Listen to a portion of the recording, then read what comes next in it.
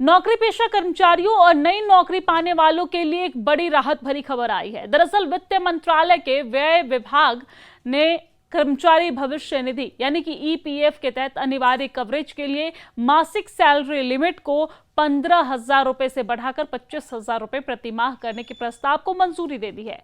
दरअसल ये बदलाव लगभग 12 सालों के लंबे इंतजार के बाद हो रहा है। इससे पहले सितंबर 2014 में सरकार ने ईपीएफ वेज सीलिंग को 6,500 रुपए से बढ़ाकर 15,000 रुपए किया था।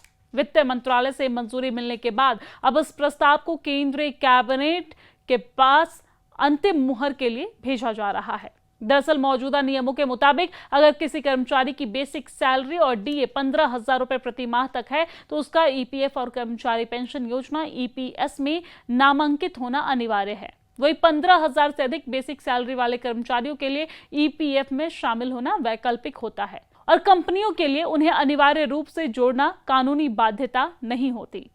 तो 2014 के बाद से नौकरियों में शुरुआती वेतन स्तर और जीवन यापन की लागत में काफी बढ़ोतरी हुई है।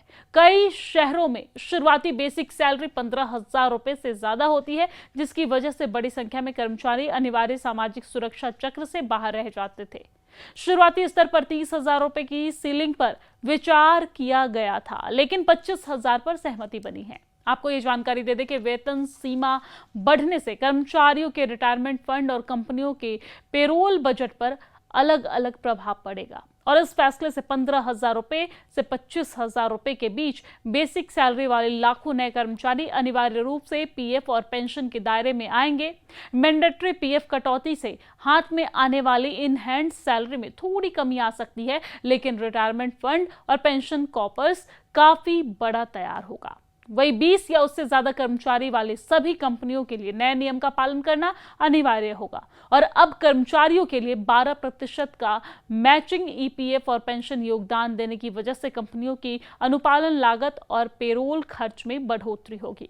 तो मौजूदा वक्त में कंपनी कर्मचारी के वेतन का 8.33% पेंशन फंड में योगदान करते हैं, जबकि केंद्र सरकार 1.16% का योगदान देती है। नए कर्मचारियों के जोड़ने से सरकार का पेंशन मद में आवंटन खर्च भी बढ़ेगा। 2026-27 के केंद्रीय बजट में ईपीएस के लिए 11,144 करोड़ रुपए आवंटित किए गए हैं।